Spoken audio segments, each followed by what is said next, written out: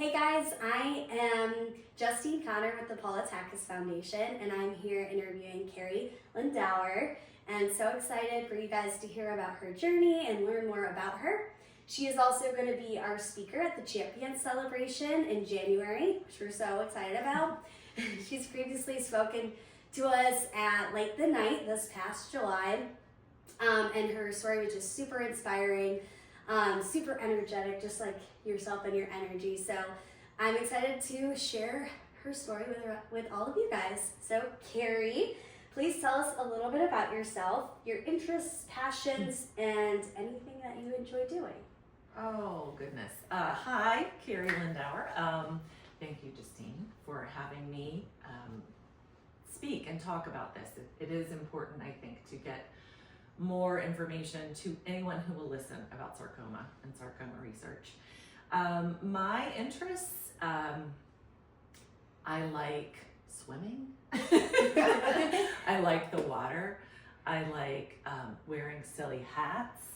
I like decorating and partying. I also like spreadsheets and things. So I've got a blend of the analytical and the fun and, celebration creative side in me.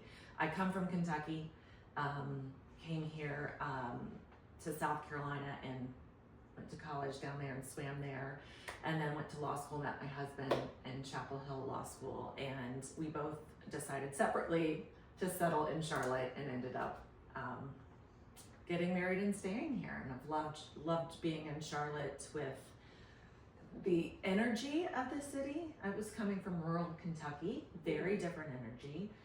The performances, the arts that are here, people are exercising everywhere, and really fell in love with that part of the city. And I thought it was catchy that they called Uptown. Yeah. So I was a big fan of it. So yeah, Yeah. That's kind of me in a nutshell. Love that. I kind of have I went from New York to South Carolina and then ended in Charlotte. So I love this city too, and it feels like it brings people from all different areas, which is really cool. So I want you to take us back to your pre-cancer years and share us a little bit more about your athletic background with swimming, and just kind of when you started to notice things were wrong, what was up, what were those early symptoms like, and take us through that journey. Right. So I have been a competitive swimmer since I was 6, and I'm 51 now. So long time of swimming.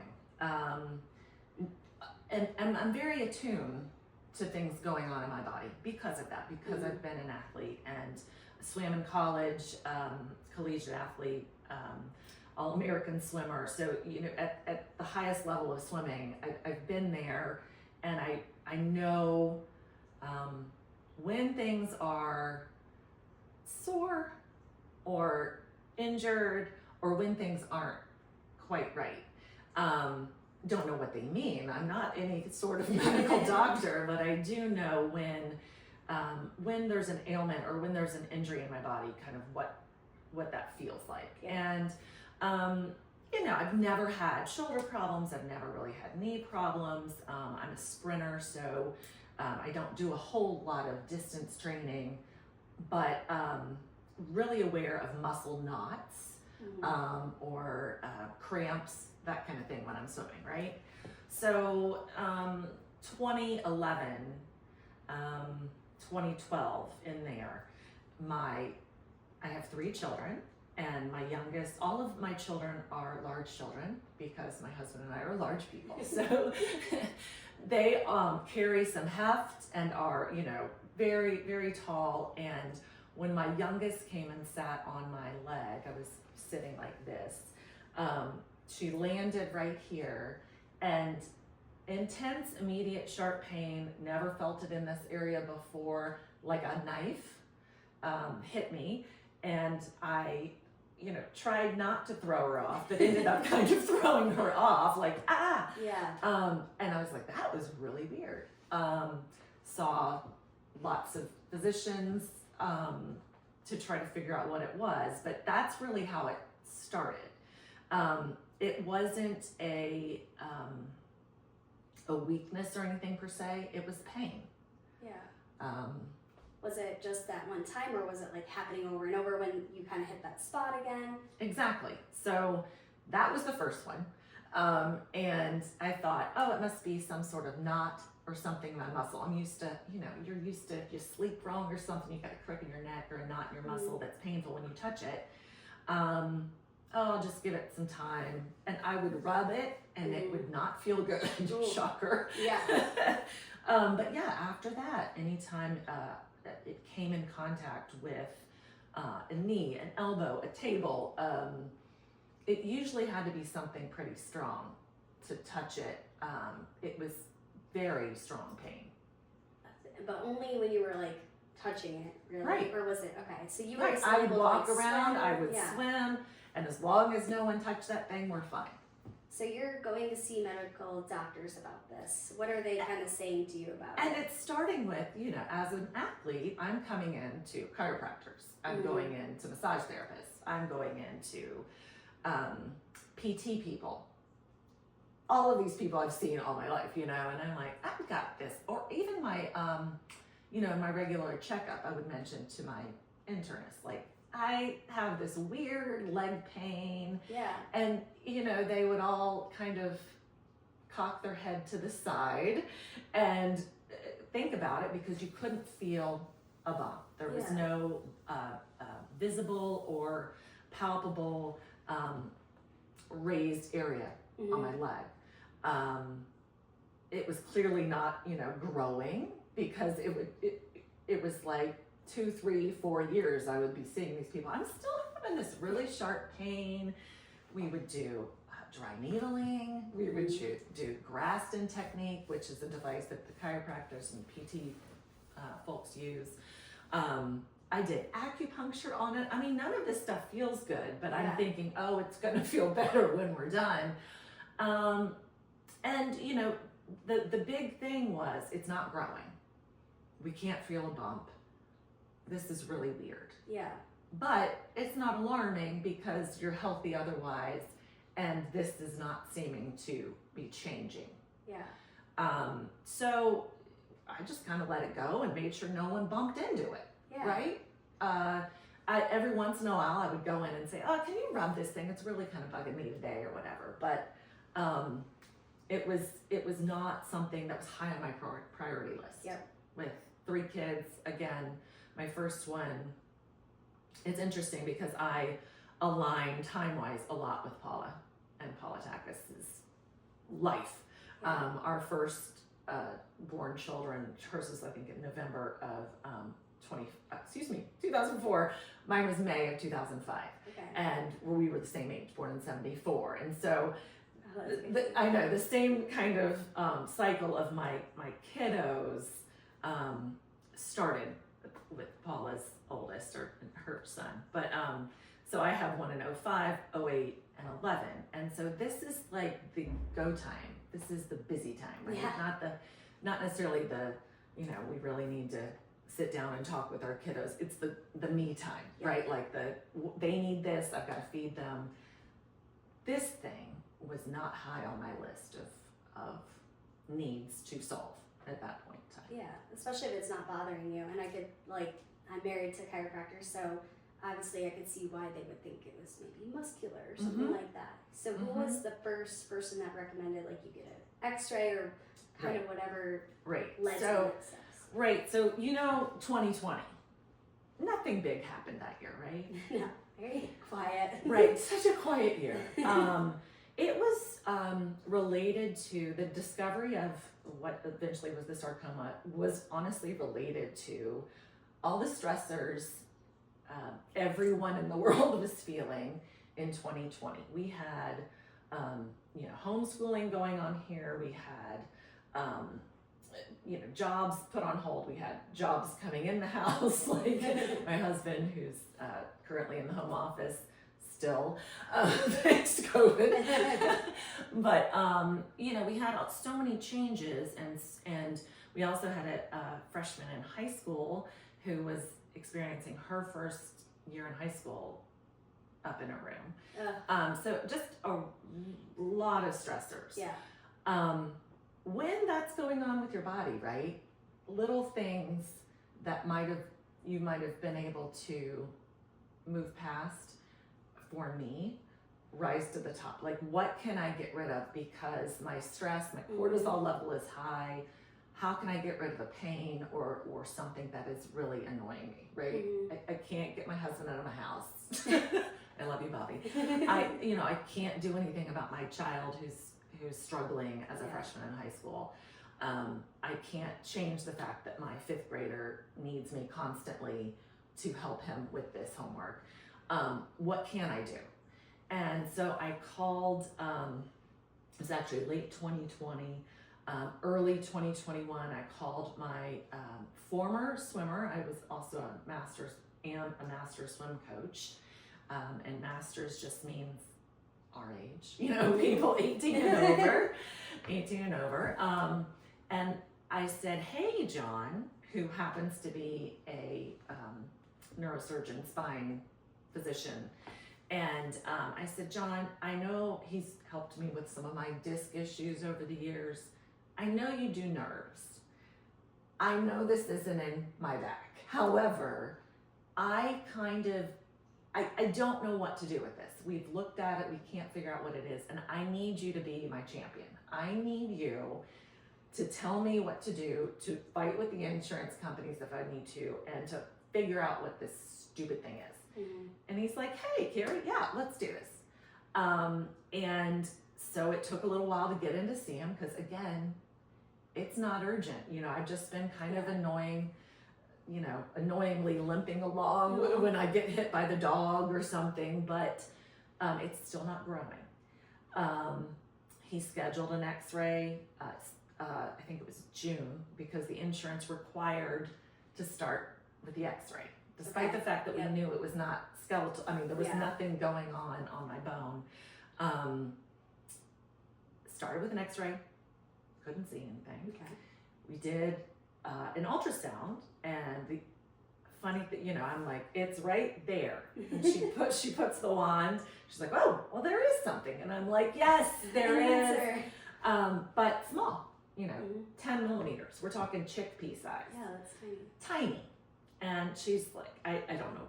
She can't read this officially, right? She's like, I don't know what this is. I'm not sure what they're gonna call it, but here's some pictures of it. Great. Okay, we finally have a picture.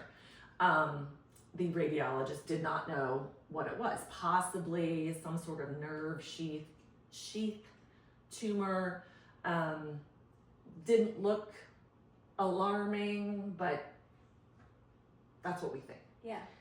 So from that, we went and got the MRI, and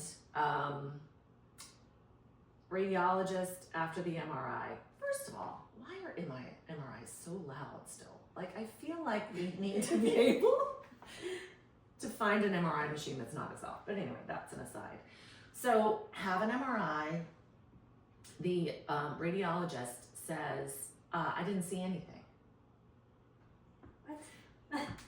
And so John, I know, right? So John, Dr. Welshover says, well, here's the ultrasound again. So can you look in this area? And radiologist goes back and says, oh yes, there is something there. Small, don't know what it is. So, I started calling him in early 2021, and we are in October of 21, still nowhere near answers. Yeah. So we schedule biopsy, and I know that they're going to stick needles in this painful thing. So I made sure ahead of time with the lovely folks who call you and set up the procedure and tell you, yes, you're going to have some sort of pain meds, and make sure you have someone drive you home, and they'll get you all set up. Great. And I show up at the biopsy room, and I'm actually really excited because I'm thinking, we're gonna find out what this stupid little chickpea is. Yeah. We're gonna get some good samples. It's gonna hurt like crazy, but we're gonna do this. Yeah. And as soon as I sit down on the table, the physician comes in and says, hey, are you sure you want a biopsy? It's really small. Like, yes, I need this. I'm like, really sure I've had this for 10 years, I think, and definitely want to go through with it. And I definitely need pain meds. So what do you have? And he said, oh, no. You will just need some topical lidocaine. You will not need any pain meds. And I said, no, I've talked with the nurse. I really think I'm going to need some pain med. And there was this, dumbing down of my awareness of my own body and what I needed. Oh no, you'll be fine. And so at this point I said, all right, let's do this. You're going to see what this is going to look like. Have at it. Yeah. So get on the table, and lo and behold, they stick the needle in. And I immediately, I am very still with this leg, but every other part of my body is writhing. Yeah. Because it's extreme knife pain, nerve pain. It's someone jabbing a nerve. And I actually couldn't open my hands. Like it was like the vasovagal kind of response. And I felt very lightheaded. My vision was narrowing. I was like, I think I'm gonna pass out. The doctor says, wow, you're in a lot of pain. Like, remember that time? Yes, you're correct. Nice observation. And the assistant says, maybe I should get some water. I said, I would really like some water. And she goes, well, we don't have any on this floor, so I'll have to go to another floor.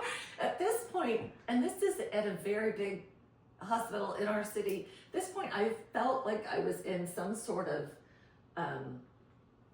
country that didn't have as well established, or rural area that didn't have as well established medical care. I was in denial that this was really going on, shocked and upset. Came back, doctor said, okay, do you want us to try again? Because they had to continue to try to get samples of this. I said, you are doing this until we are done. You are getting the best sample you can. I might pass out, but let's do this. So we went through that, and it was extremely painful. And then he left. The assistant goes, okay, you can just walk out now. And I was like, honestly, I can't walk on this. Like, this is extremely painful. I'm gonna need a wheelchair. Yeah. Oh, okay. Again, it was very, I was very sure of myself. I was not going to back down from what I needed, but I was in disbelief that it was being pushed back on me so much. Got a wheelchair. My husband was waiting. It was still like COVID conditions, so he couldn't have come in. Oh, okay. And, after that, I was kind of limping around and on crutches because it was a very traumatic, painful biopsy. The biopsy, they thought it was a benign schwannoma, which in a leg is very rare, 1 in a million. So hence, I was feeling like a unicorn at this point. 1 in a million, okay, great. Benign schwannoma, at least we know what it is, great. But after that biopsy, it was very triggered. Like it would, wind sometimes going by my leg would make it hurt. So I was very much in favor of getting it removed. Yes. So after the biopsy, they referred me, Dr. Welshofer and the biopsy team referred me to Dr. Colin Anderson at the rare sarcoma tumor area of Levine. And it was because I thought, right, and I think it is, that it was a rare tumor. It was a benign schwannoma in your leg. Yeah. Weird, okay. But nothing that's alarming to anyone. So I saw him. There's some really weird serendipities with me and Dr. Anderson. His dad's a master swimmer. He actually lived right on the corner that we would drive from our house to our summer pool. And he would have, I would always look at the house like, oh, it's such a cool house, because they had just moved in, he and his wife Shelby, and they would put up these great Halloween decorations with huge skeletons and whatnot. And so I knew which house was his. I didn't know he lived there yet. But I always paid attention to that house. And instantly, you know, felt comfortable that he was going to be able to get this thing out. He said, as long as I know where it is, I said, I can pinpoint it down to a needle, like where it is, because I feel it so strongly. And he said, okay, then we'll do this. We'll do it in January. Great. Well, there was another 6-week COVID lockdown for any elective surgeries. Oh my gosh. Right? Yeah. So mine's benign, schwannoma, push you out. So March 2nd, I'm going in, you know, so excited. Yay, we're gonna do this. We're gonna knock it out. Woohoo! Feeling great, no concerns at all. He was concerned about finding it, so we did an ultrasound beforehand. There it is, not moving, just right there, right where I said it was gonna be. We drew a little mark and got it out, and I came out of surgery, and as soon as just kind of the area, you know, pain medication, the pain medication wore off from this area, it felt like my shoulders had been up here and they were released. Wow. Just having that nerve pain removed was, I felt like I could fly. I felt like a balloon, very light. And immediate. It was that day that I felt That's that crazy. good. Yeah. And it was lovely. And I was, you know, walking around like, because it was a very small incision. Okay. That he was able to just cut it. And it's interesting. He did say that normally schwannomas pop right out. This one didn't pop out. He didn't mention that to me. Yeah. But I said, oh, can I keep the schwannoma? And he said, oh, no, we need to send that off. I'm like, oh, okay, whatever. Didn't really think anything of it.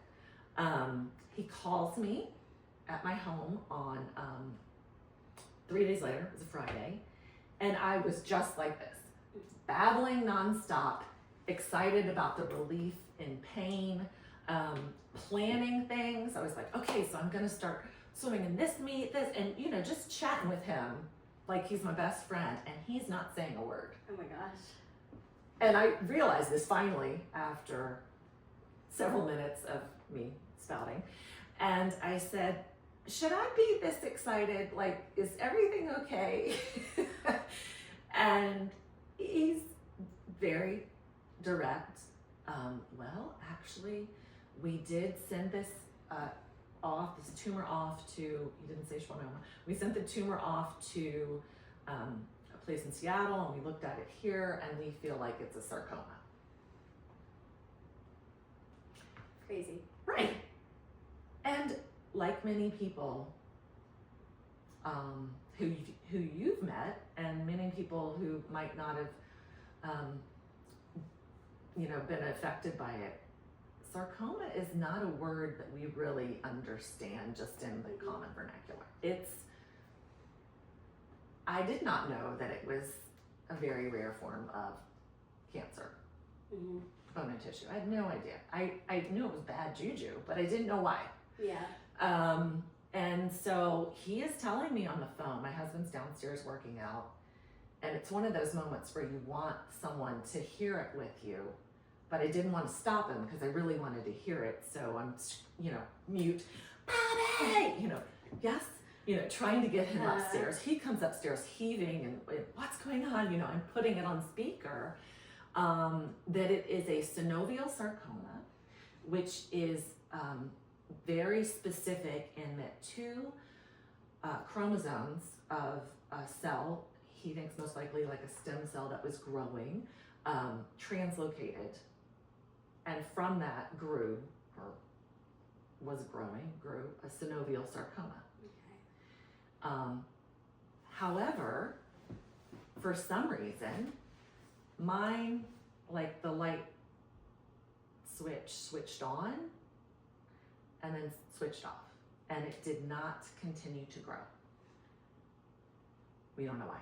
It's incredibly weird. One, to have a synovial sarcoma, I think 5 to 10% of the sarcoma cases are synovial.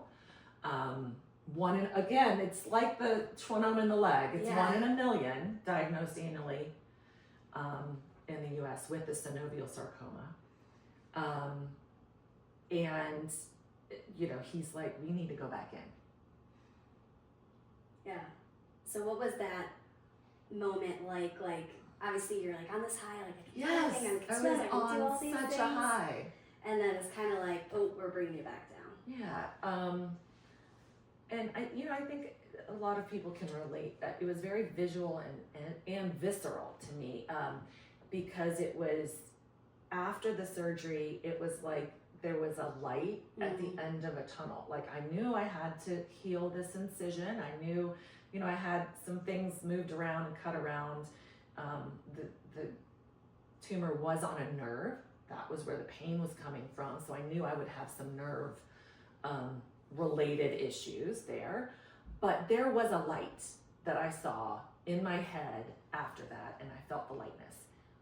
When Dr. Anderson said it was synovial sarcoma, and we figured out what that actually meant, it was like the tunnel closed. Yeah.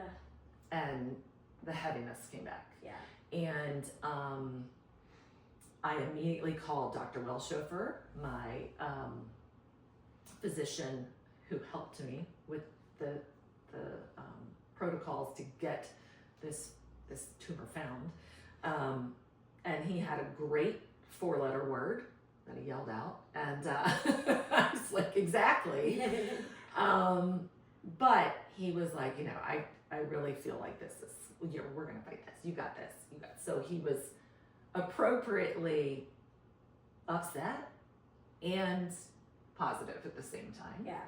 I call my dad, who has had cancer treatments in his past.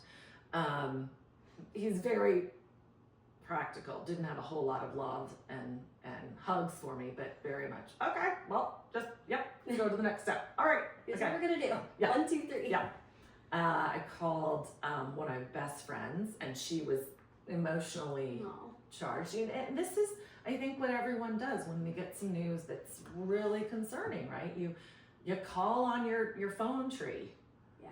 And you say, hey, whoa, help me process this, or just listen to me, or give me some of your joy or strength or anger, because I'm not sure how to move right now. Yeah. So I felt a lot of that and immediately just reached out to people.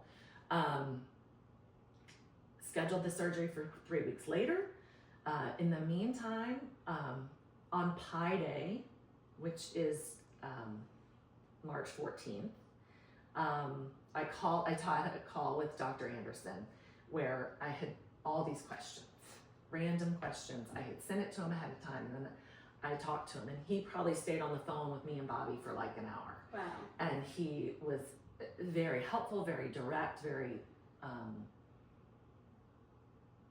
nerdy. Yeah. Nerdy research. He was telling me about the research he's done Yeah. with synovial sarcomas. Put a pin in that. He was telling me, why this one was so rare, and he also told me on Pi Day that he knew 50 digits of pi.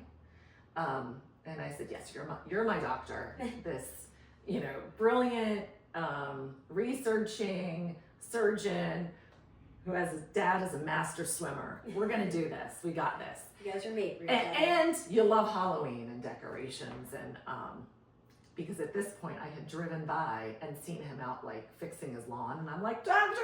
Anderson, what are you doing? Well, hello, how are you? So it was, yes, we were locked in at this point. And so we had the surgery March 22nd, so 3 weeks after original surgery. And they had to, if you kind of think about like skin cancer, they would have to get clear margins. So everything he had touched and just removing what they thought was a schwannoma, they needed to go below and remove all of that without touching it. Get it out of there.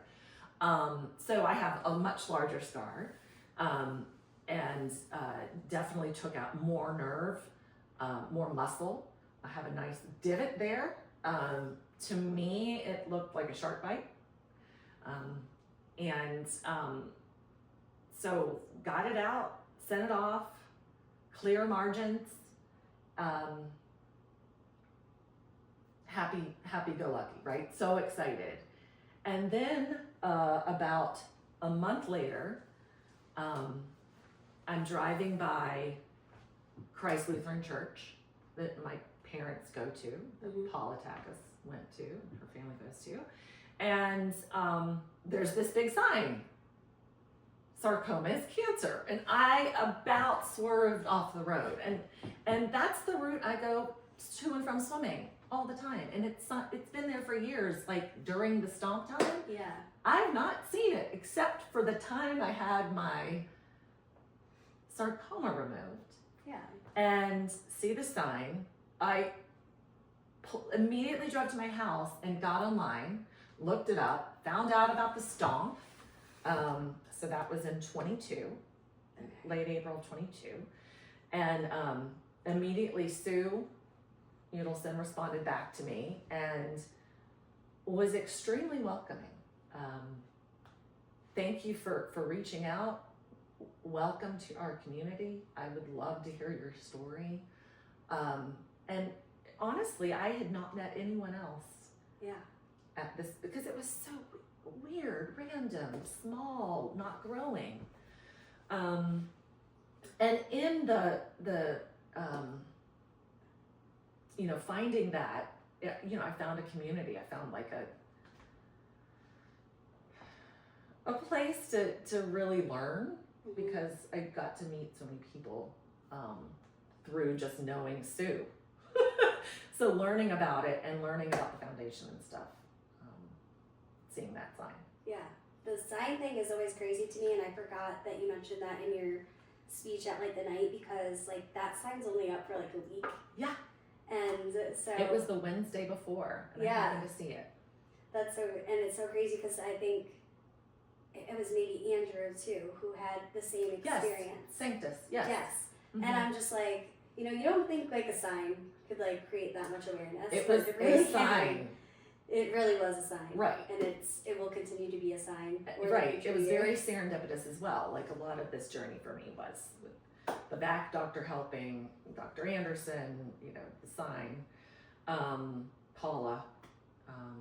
There's a lot of connections. A lot of connection. Mm-hmm. One thing I did not mention is when I had the hour-long talk with Dr. Anderson, he mentioned that the tumor board at LCI had met. And to me, this, the novice on cancer, I had no idea they had a tumor board. Yeah. You just bat around tumors. Well, it makes total sense. Yeah.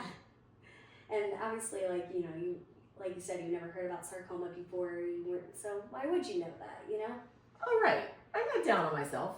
Yeah. But it's amazing. Yeah, it is that amazing. there is this group, resource, research-minded, group of experts in Charlotte. Mm-hmm. In the town that I found this stupid sarcoma, there's brilliant minds who meet and sit and talk about the different tumors, sarcomas, and what the best treatment is, what the best course of recovery is. Dr. Jagoski, who's amazing, Dr. Megan Jagoski, she I met with as an oncologist with this sarcoma. I did not need to go through chemo or radiation, which was amazing because of the size, because it hadn't been growing. Yeah. But I met with her, and she and Dr. Anderson had been working on the genetic sequencing of sarcomas, of synovial sarcomas too. And so knowing that these people who were researching synovial sarcomas and creating the biggest genetic sequencing in the world for these to try to find out how to treat them going forward was mind-blowing to me. That is wild, because if you lived somewhere else, you might have had to travel to them or travel somewhere else to get treatment and stuff. Right. That is nice that they were right here. And when they thought it was a schwannoma, I was still paired with Dr. Anderson. I was wondering, like, when you initially, because I sent you to sarcoma and obviously the rare tumors Right. as well. Right. It was kind of like already connected. And then, Yes. And I actually asked my primary physician, I said, this just feels a little too easy. Yeah. That the surgeon who took out my tumor is the one who handles sarcomas and will be following, like, there's no special that I need to go to. There's no second opinion that I need to go to. That was very odd for me.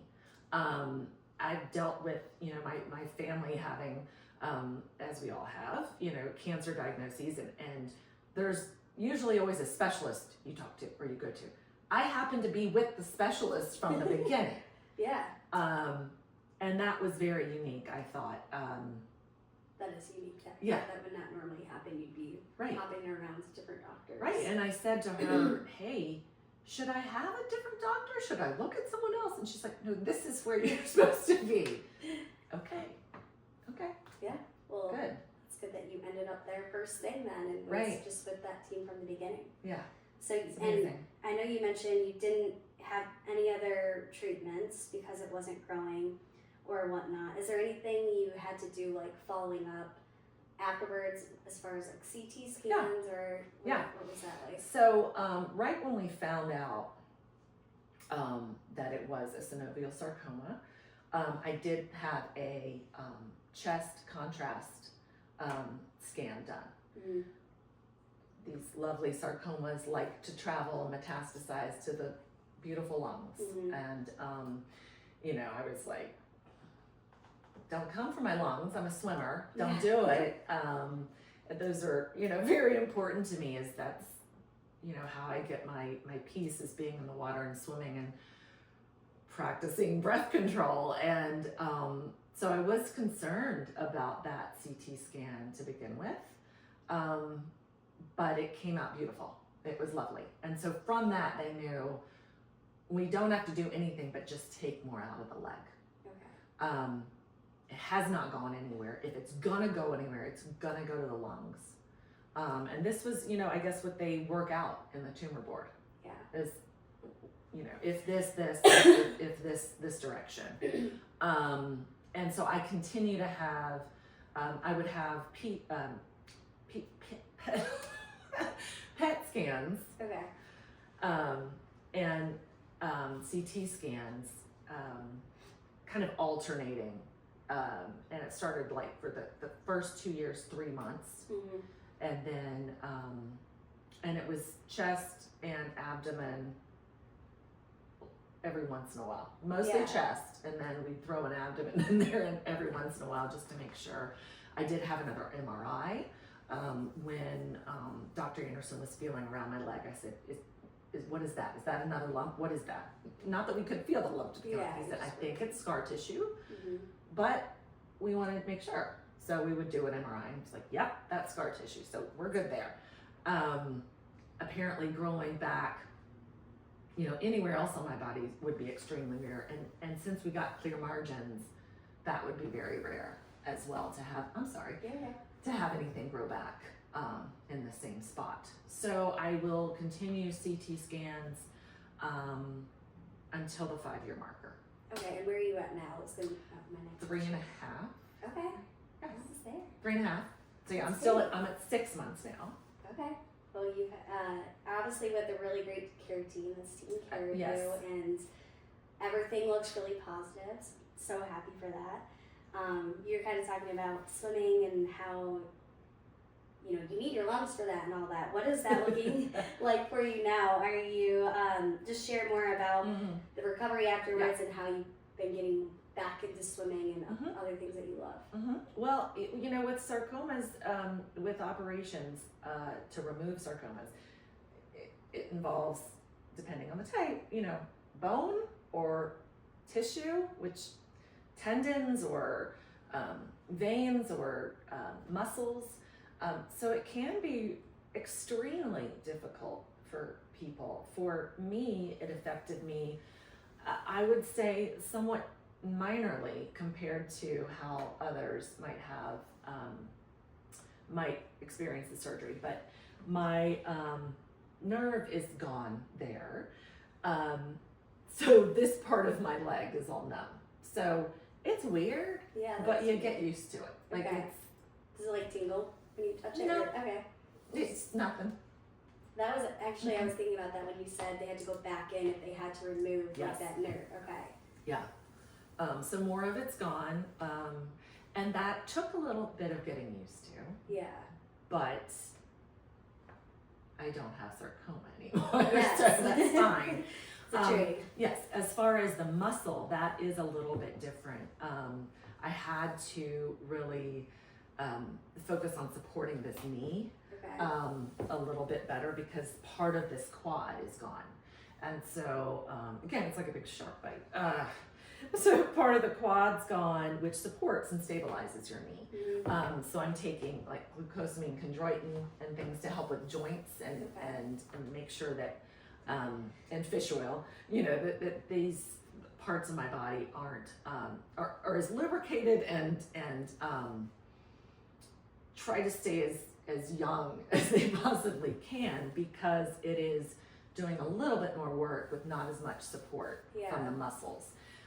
In the water, I do notice a little bit of a decrease in my kicking power. Mhm. Um, But you work through it. It is what it is. Do you feel like it's gotten better now that you like over time, or? I think still- so, but it also just might be I'm getting used to it. Yeah. You know, That's your body gets used to things. Yep. For 10 years, I had that pain. I got used to it. So, yeah, you get used to the numbness, and you get used to, you know, your body compensates in different ways. Yeah. So, Well, that's good. I'm glad you're still able to swim Yes. and do all these things that you love. You know, hence everything you went through. yeah, you know, it's interesting. I don't know that I've shared this much, but when you first get that call, your mind does go to the what ifs and the conclude. If it's this, what does this look like? You know, if I lose my leg, what does this look like? And the interesting thing about that is I thought, if I have to take my leg, that's gonna really suck. You know, I'll be getting around on crutches or whatnot. I wonder if I could be in the Paralympics as a swimmer without my leg. Like, how fast, like seriously, that was going on in my head. And I think it was my way, or one way, of moving forward. Yeah, it's like, Right. how can I continue doing these things I love? Right. And it was, you know, you definitely had the thought, well, could I die from this? And what's the percentage of, what's the numbers game? How likely is this, you know? But for me, you know, having those thoughts and sitting in them, and then, well, then what? That was kind of always part of my dealing with it. Yeah, I think from everyone I've interviewed, a positive outlook and like moving forward is really important in any of your journeys. So even that like your mindset was there back when you didn't know what was going to happen, I think tells a lot of just you were gonna take it on however it came at you.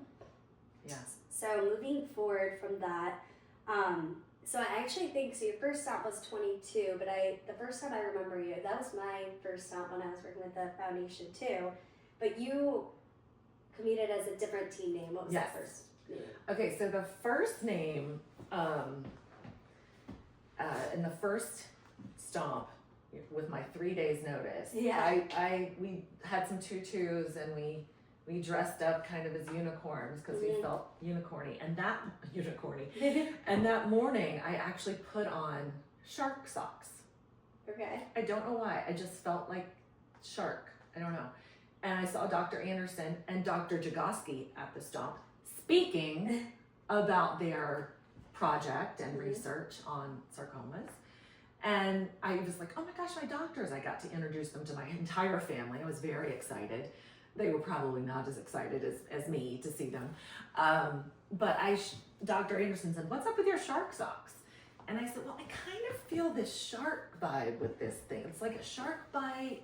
And he said, that's so funny because I have a lot of shark stuff because I go in and cut out tissue and bone and whatever. And I said, yeah, I kind of felt that when I showed up with this. So I was like the Lindauer left leg league the first year in my head. Like we were, all fighting for the left leg. And the next year, it was the shark thing really spoke to me. And it's obviously a play on sarcoma, Sharkoma. It's a way to maybe get the word elevated a bit more. I didn't want my name in it. It was about, taking a bite out of sarcomas, funding research. They're not going to win. We're going to win. Yes. We're the Sharkoma Squad. So it became that, and it became something. I'm obviously a swimmer. This looks like a shark bite. It became something to really embrace and, use as a prop, some might say, or as, just something silly, some might say, but it's also like spirited, and it fuels some excitement, or it fuels some sort of unifying theme, and who we are. Yeah, so 23, I guess it was. Yes. Like, I feel like I will never forget you because I distinctly remember the Sharkoma Squad, like all your guys' gear, like all the shark stuff. And then we only talked for like a brief time, and then I think I saw you at All In maybe later that year, right. or the next year. And I was That's like, right. oh, that's Kerry from the Sharkoma Squad. Yes. And so Yes. you guys really stood out, and I think that's the cool thing about the stomp too, is that it just brings all this energy from every group, survivor, team, family, that like helps kind of people just push forward and fund all this research that we're doing so that all these other sarcoma patients can have better treatments, better diagnosis, all the things. The first stomp, it was just the four of us. Because again, it was Wednesday I found out about it. And my oldest was off at school. So it was just my two youngest and my husband and me. And I showed up so excited. I saw my doctors, again, serendipity. And I saw these huge teams, right? And most of them didn't have their person. They had passed. And that was so moving to me because these people are out there remembering their loved one, and also trying to move the dial so that we can better diagnose. Obviously, my diagnosis struggle was a struggle. Better diagnose sarcomas, better treat sarcomas, better help sarcoma patients and their families to get treatment. And that was when I was like, I'm loud, I'm visible, I'm not easily embarrassed. I need to be a voice. These people have their teams, but I also need to be very loud for sarcoma research and for the Paula Takacs Foundation because these people aren't here anymore. And that was really, really moving for me. And I've met, the survivors' families, and I love seeing them every year. I love it. And we during the year we might share a text here and there. Yeah. But it's like a reunion. And we're so appreciative of that, by the way, because like everything that your team does for us, the other Sarcoma Stomp, that is what truly makes the research and everything that we do possible. And like without you guys, it would be a lot tougher. And so like we do rely on this community of survivors and people to help push research forward, to help all these other people that are coming in behind you, and that will come in the future. Right. Yeah.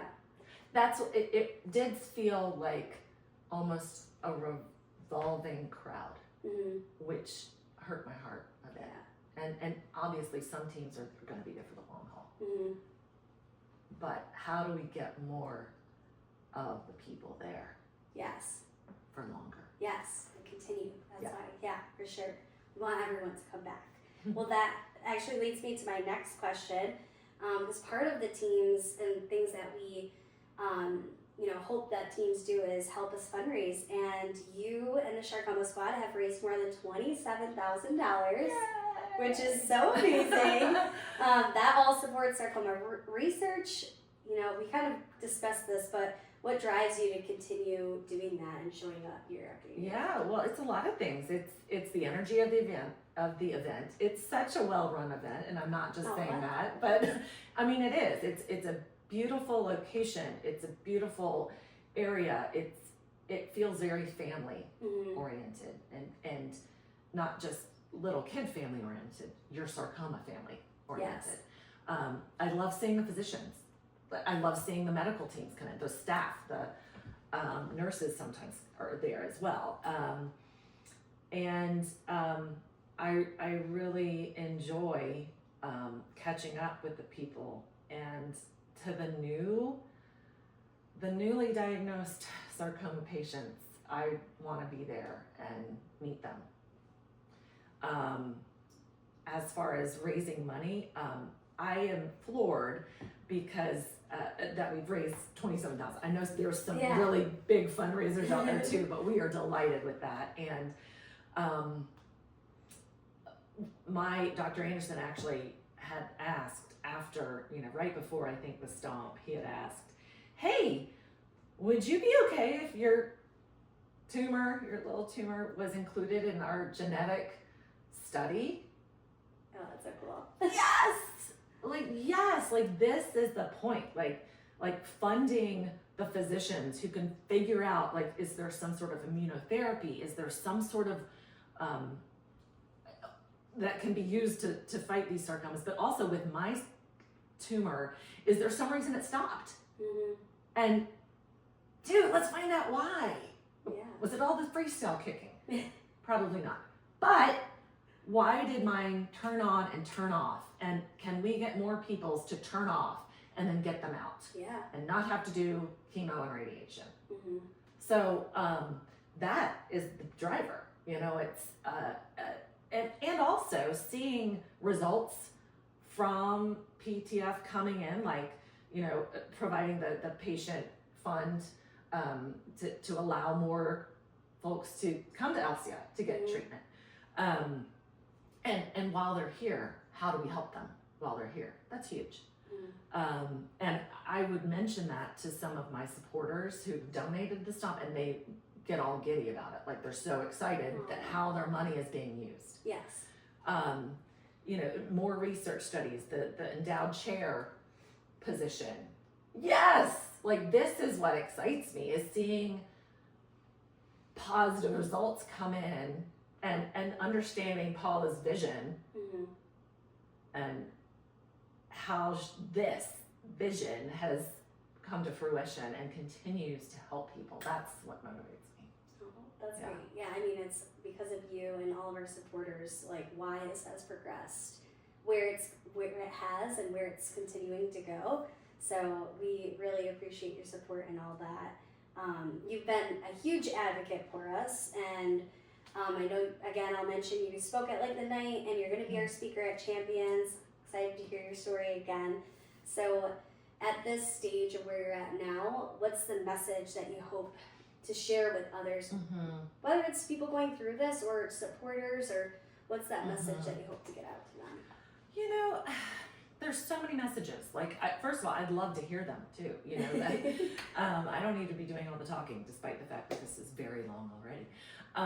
But I, very much responded to finding out what in the world sarcoma was. Paula Takacs has this graphic of check your lumps and bumps or whatnot, and where to look for things, and what to pause, question, fight for diagnosis of. There's two things. Number one, I would say absolutely trust yourself and your body and push and find the second thing is find your village. And it might be different than who you think it's going to be. I didn't know that my village was going to be my former swimmer back doctor, but he was a huge role in it. And you know, some of the friends that you might have, or some of your relatives that you might have that have a different history with cancer, might not necessarily step up in the ways you think they will, or they might be the 100% champion you need them to be, but it's okay if they aren't. Find someone who is, find others that are.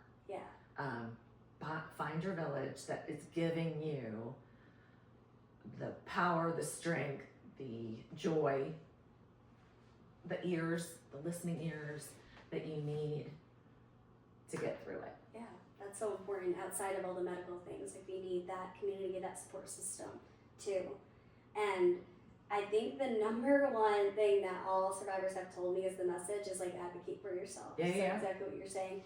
And I can't strive how important that is, because you know what's going on in your body. Yeah. And like, you know, even when you're going to see a professional doctor, they can't feel what you're feeling. They don't know. So if it takes seeing 10 different doctors, it takes a while sometimes. Do it. I mean, it's a bit embarrassing that it's over and done with, but that it took me 10 something years. Yeah. At the same time, it was an incredibly rare thing.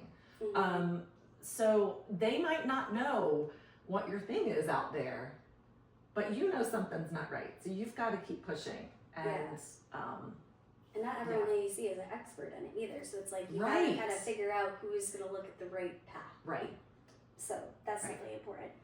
Well, now that you're 3 and 6 months. Yes. 3 and 6 months post this, how have your priorities, mindset, or like purpose shifted at all since then? Yes, I do think that the global pandemic in 2020 also shifted them. But I try to give myself and others much more grace. I think my judgmental meter has gone down. I think, you know, you kind of push through in your 20s and 30s. I think, you know, go, and this is the path we should be on. This is what we should be doing. There's where the judgment's coming in, right? And when something like a global pandemic comes around and shifts everything, when something like this comes around, shifts everything, you really do have the wonderful gift of clarity, of, hey, a lot of that stuff you were stressing about, you were carrying for no real good reason. So just breathe deeply, allow yourself grace, allow others a lot of grace. Yeah, because you never know what other people are going through. You know, just like people probably didn't know you were going through all that lead stuff if you were dealing with I was probably really short with a lot of people because my shoulders were up like this because of the nerve pain, right? But I do think that, you know, just being a lot more patient with yourself and with others. Yeah, parenting has done that to me. Oh, yes. Well, my last question for you today is, if someone were newly diagnosed with sarcoma, what wisdom or advice would you want to share with them from the perspective of someone who is now over 3 years after? Yay.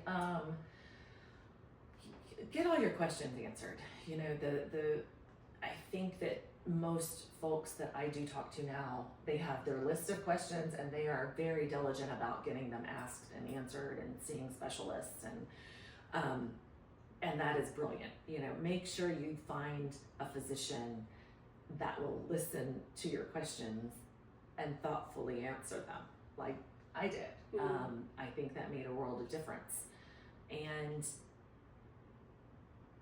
you know, I really hope that our treatment options get better to get these things out, because, you know, my biggest delight in this whole thing was that it was a clean sweep in getting it out. And I know many people's sarcomas are not, because they're more entwined or wrapped around or in harder places. So, you know, just really ask some good questions and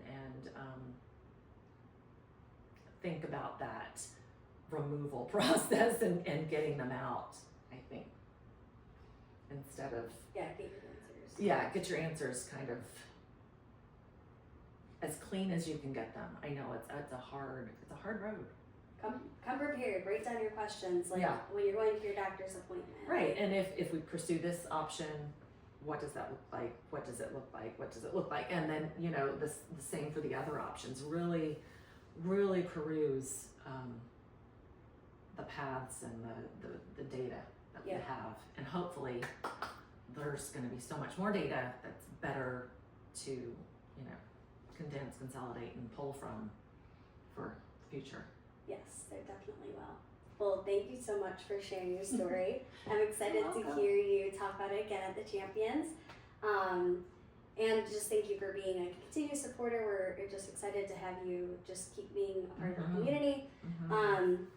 Please, if you guys are watching this, share this story that helps with awareness and others that might be going through a similar experience. You know, something might touch them from this interview, and hopefully it will lead them to seek treatment and find the right answers. And that's it. So yeah, thank you so much for talking with me today. Thank you.